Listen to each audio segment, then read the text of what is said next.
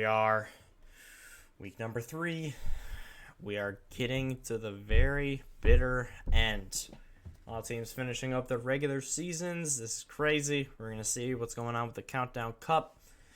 Don't ask about my hair. This is predictions.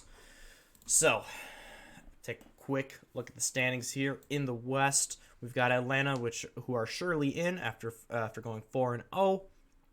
+7 map differential. They're good. They're locked in. There's no chance. As you can see, every other team besides one has lost one, so they're in. They're guaranteed in the knockouts. And they're guaranteed one of the top 2 seeds. So we also have Toronto, very good shape, 2-0 +5. We have Dallas at 3, who is 2-2. Now, if we look at this, when we look at the standings, there is a very, very real chance that Dallas does not make the qualifiers. They could slip in at about 6, but they're probably not going to make it, which is pretty crazy. The maps would have to unfold in a really strange way where we have a lot of these 1-1 teams going 2-2, but then dropping their map differential somehow, with a couple of the uppers going like a 2-0. So really knock the lower ones down and bring the whole higher ones up, and then Dallas would slide into that 5 or 6 somewhere. But personally, initial impressions of the schedule, I think they're gonna be like 7 or 8. And then in the East, look at this. We've got Shanghai out. Sorry, they're not out.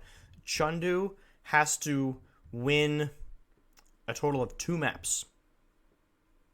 Because if they lose 1-3-1-3 or 3-2-0-3, they would be 2-2 with a map differential of 0, same as Excelsior. Shanghai 2-2 -1. So I'm going to say it. Shanghai is not going to make the Countdown Cup knockouts. They're not going to make it. Chengdu play one of their matches is against Valiant. So the Hunters are going to make it, and Shanghai is not. So, will Shanghai still probably win the whole league?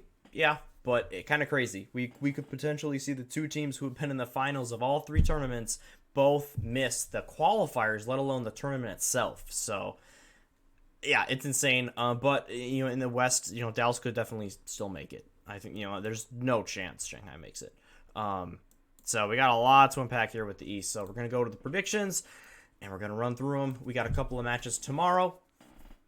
As you can see in the West, there's the last couple of weeks they started on Fridays, but they're going back to the Thursday start. And I'm making a video about the issues that OWL and Blizzard is having after all the stuff that has come out. I'm going to be making that separately, just so you know, if you were wondering about that at all and what the future of OWL is. So we got Paris Eternal taking on Toronto Defiant. This is an important match for both teams. As you can see, Toronto, win one of your last 2 and you're good to go. You're back in the qualifiers after a couple off. For Paris, you're 1-1 at -1. You need to win at least 1, preferably 2, and you need to do very well with the map differential. So looking at how these teams have performed over the past few, I'm not totally sold on Toronto. I don't think they're the second best team in the West, as the standings currently say. I do think that they're quite solid. Looks like a decent meta for them. But Paris has been a solid team for the last couple of tournaments now. So I'm going to go.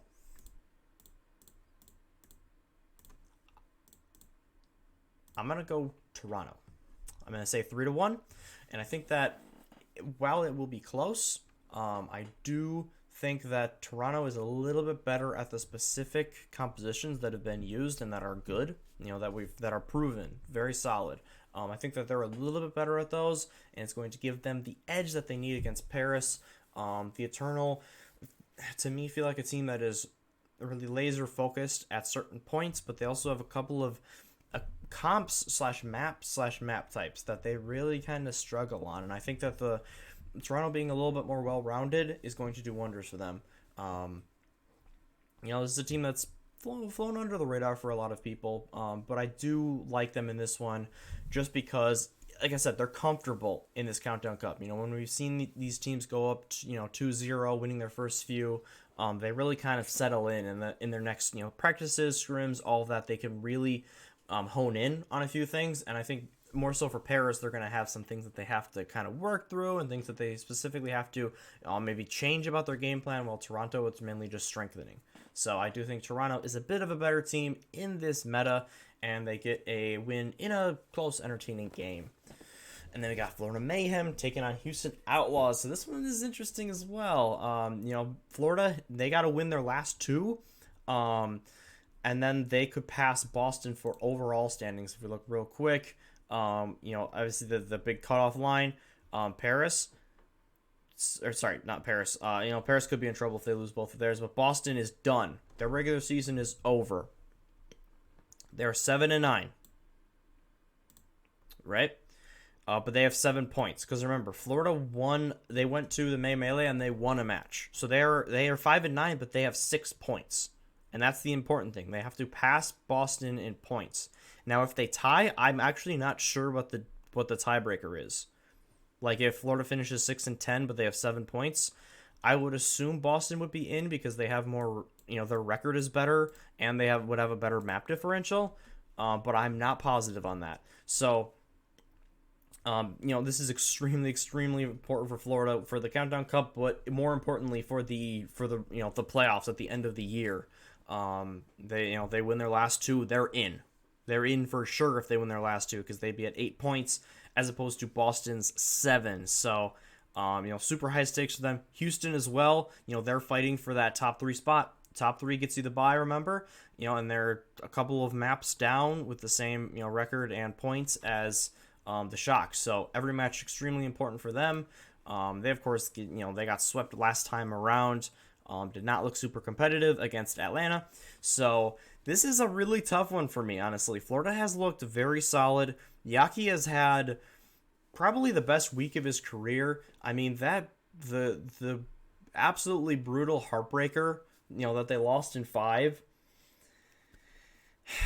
That might be one of the best performances ever in Overwatch League by a player on a losing team from Yaki. He was so good, and it was honestly really tragic that they lost.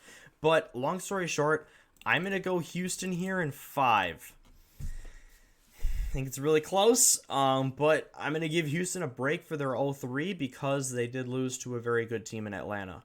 I think that they're going to have to come up with some kind of way to slow down Yaki, on the Pharah and on the Tracer specifically. I think Tracer is going to be even more important. We've seen Houston kind of struggle, in that regard, and they have Dante, who's really, really, really good at Tracer, but he came out, he did not get the better end of that in the Atlanta match. Pelican really outplayed him on the Tracer, which was surprising to me to see him get gapped by that much. But I think that they're going to bounce back a bit, and they are a better team overall. In a very important match for both teams, I like Houston clutching it out just a little bit. Houston, this isn't the Houston of old who loses every single map 5. I think this is a new Houston. So that one's super entertaining match, though. Looking forward to it. Then we got London Spitfire taking on Paris Eternal. Long story short, I don't see London getting the win here. I'm sorry. I really want them to win a match, but it's going to be a pretty desperate Paris team. Even if Paris wins against Toronto, they're definitely going to want to get the win here as well for their seeding in the overall playoffs and getting into the Countdown Cup. So I do like the Eternal here. They've been a bit of a better team all season. They are the hope of Europe for this point. The best EU squad that we have of the 2 squads. Vancouver's a bit of a mixing pot. But I do think in the battle of EU teams, it is Paris's win here. Then we got San Francisco Shock taking on Vancouver, who they got the breadsticks last time out. That's great. Great to see. Seeing the emotion, the joy of all the players. It's great that we're not going to have 3 winless teams. We're going to have 2 or 1 or 0. So, it was really good to see them get on the board. Their second match round did not go too well, though. I like San Francisco here. Again, kind of like Houston, they're jostling for that position. I like Vancouver to steal one, but I do think in the end, San Francisco, still a much better team. They struggled a little bit with this, but they're only going to get better, I feel like, last week here, and going into, potentially the Countdown Cup. More and more playing time for Ons. Getting him completely acclimated to the team. I think they'll still be a threat for sure, and I think that they're more than enough to take down the Titans. Then you got Florida Mayhem versus LA Gladiators. So again, this is a tough one. I almost want to go for an upset here with Florida because it is so desperate for them at this point. Whether they win or lose against Houston. Maybe if they get smacked by Houston, they'll have pretty much given up hope. But I think this is a good match. But I do like the Gladiators enough to win this one. Like I said, their last few losses, they've all been to either Atlanta in really close competitive matches or Dallas, who have been, the top two teams for the last few tournaments. So, the Gladiators, in my opinion, have solidified themselves as the third best team in the West. I like them over the Shock and the Outlaws because they don't have quite the bad losses. When they let Paris reverse sweep them was a really, really tough one to take. But other than that, they've been right there for the last two tournaments. I think they have a really good read of the meta. They have all of the players covered that you need. They have Tracer player, Sombra, the Pharah. In this one, we're seeing more of the legs and the McCree. They can cover all those DPS. Muse and Space are, a top 5 tank duo in the entire league. So, I think Florida will give them a good fight. They'll take one. But in the end, Gladiators are going to win it because they want to go to the knockouts. And then we have a battle between London and Vancouver. I think London's going to do enough. Vancouver definitely has looked like the better team, over the past few weeks, and even I would say the past couple of tournaments. But I think London has taken it to a couple of map 5s. I think they get the breadsticks. This is a heart pick. I don't want these guys going winless. I think they're going to get the job done somehow, some way. It'll be a sloppy game, not the tightest, best played game of the season. But I do like London's chances to just find a way. Some combination of Shacks and hybrid. They'll pop off in some kind of way. They'll have a couple of rough maps. Vancouver will have some rough maps. We won't know what the hell's going on for half of it.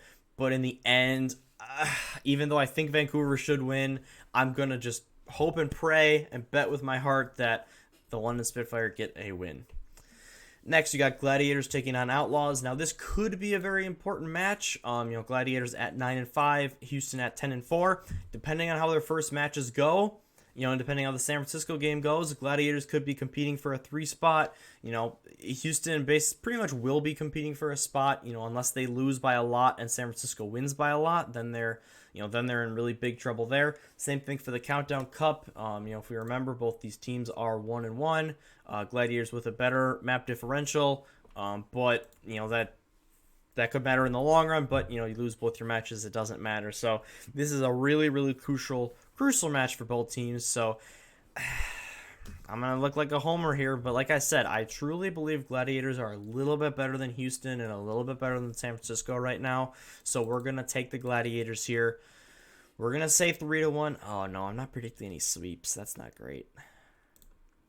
We're gonna swap that one to a sweep, and we're gonna swap the Paris one to a sweep because 3 in Overwatch. But I think like I said, I think the Gladiators are just a little bit better. Mainly, I like their support line a little bit more. Shu has been incredible this season. And while Houston's backline has played really well, Jake, when he's been in there, has been, quite good, honestly. And I think that he's helped the team a lot from a leadership role too, in shot calling. And I've liked Crimso's performance as well. He's been a really rock solid player for the last couple of seasons. But Shu has been a borderline superstar. I mean, he's been really, really, really good. And then, the little combination of Moth and Skewed has been extremely effective as well. So I really like the DPS lines here. I like the tank lines in, both squads. But I like the Gladiators supports, particularly a little bit more in this one. And I think that's going to be the difference, as well as their DPS being just a little bit more versatile. I think, with Happy, they get limited a little bit for the Outlaws. But it should be another super entertaining match. I think we have the potential for a lot of really good matches this week. And then Shock versus Defiant. I'm taking the shock here. We're gonna go 3-1. I don't think this gap is quite as big as some people think it is. I don't know. Maybe people will favor Toronto. If they're 3-0 and San Francisco's only 2-1. But I do think Shock are a bit of a better team. Not even a bit better. I think they're still a decently better team than Toronto. I don't want to undersell them. I think that the Shock are still. Well, I probably put them as like. I put them as 4, and then Outlaws as 5. Atlanta 2, Dallas. Well, maybe Atlanta 1, Dallas 2. We can debate about that. But like I said, Gladiators 3. I think I would put San Francisco at 4 though. Right under them, just because of the pedigree. They've still been able to get a lot of wins. Obviously 10-4 with a good map differential. And while Toronto's on a nice little run here, they have beaten a couple of weaker teams. So I do think San Francisco is still better, and they're just going to get it done and make their way into the Countdown Cup knockouts. So we'll save those real quick, and then we'll rip through the East region. We got Hangzhou Spark taking on Hunters. So interesting matchup here. I like the Hunters. They've really started to come into their own, and they're a team that I feel pretty confident picking in a lot of these matchups now. So I think they get it done. They're going to clinch their spot into their knockout match. For the Spark, I think they'll give it a good run. The win, I'm gonna say they'll win 2. I think it goes 5, but I like the Hunters more on control, and I think that that's the difference in that one. I also think Hunters are they're a little bit cleaner as a team right now. Spark have all the players, but I think their comms and their all coordination just isn't quite there. And then you got the Guangzhou Charge trying to pick up a victory here. As you can see, they are 0-2. Facing obviously the 0-14 Valiant. I'm gonna say right here, even though again for the players' sake, I hope they win. I don't think they will. I'm gonna give them 1 because the Charge have looked weak all season long, but the Valiant have looked like the weakest team in the league. So it's Charge here, 3-1. We'll see if it gets interesting. Like I said, this is the most winnable match yet for the Valiant. I just don't see them quite getting it done here. You got Hunters Valiant. Once again, going with the Hunters. We're going to say this one is a 3 in Overwatch. I can't really give Valiant the benefit of the doubt here. Maybe the Hunters will do some weird stuff, if they're already 3-0. But even so, they have amazing players on this team. They have it feels like the best composition of people. They always had a couple of players, standouts through their first couple seasons in existence, but it feels like this is the best team. This is the team that meshes the most. This isn't really, this isn't the Chengdu team of old that, they play super sloppy and, if they make stuff super chaotic, then they can excel. They can still do that, but they can really execute and be consistently good as well. So I think that they take down the Valiant with ease here. And then we have the rivalry, of course, between Guangzhou and Hangzhou. I'm going to take the Spark here. Better team all season long. I'm going to give the Charge a map. This matchup always seems closer than it should be. Like last year, the Charge were a better team than the Spark, but a lot of times the Spark were able to give them really good runs and even take a couple of victories. And this season, the Spark have been better, but I think that the Charge, they'll fight them. They'll take a map. They'll make stuff interesting, mix it up. But in the end, the Spark are a better team, and they'll be probably out of it, unless they can upset Chengdu. But if they do upset Chengdu and are at 1-2, it would be an extremely important match for them. They would be able to jump Excel with a big victory against the Charge. So. Whether something's on the line or not, I think the Spark are just better, and they get the job done. All right, locking in the predictions for the week. As always, let me know what you think down in the comments below. Very curious to see what you guys think. As you can see, got 15 points from the West last week and 13 from the East. Remember, we had 20 points from week 1 on the other account. It had to switch. So we're at 48 overall. Yeah, I don't know. I think that I'm not super confident about all of these picks. I think a lot of these matches could go either way.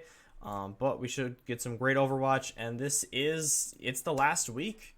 Yeah, all of the teams have either played all of them or they're playing 2 this week. So this is the last week of the regular season. Crazy to think about. We're gonna get the knockouts on Sunday, of course. Watch for that video and predictions in my pick'ems here. But other than that, yeah, let me know what you think. I I really don't know who's gonna make it and who's not.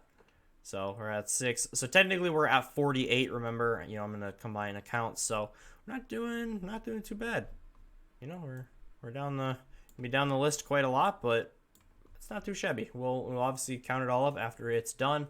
But yeah, like I said, let me know what you think down in the comments below about these week's matches. Got any sleeper teams making it in? Could the Titans make a run into the qualifiers? Is Florida going to turn their season around? Toronto going to go 4-0? Who knows? We should get some great Overwatch either way, though. I'm enjoying the meta in this tournament quite a lot. So, as always, thank you so very much for watching. Hope you have yourselves an awesome weekend coming up here. Stay safe, have some fun. Been super stormy where I am last few days, so been kind of crazy. Trees, power outages, all that good stuff. But yeah, whatever you're doing, hope you have a wonderful time, and I will see you in the next one.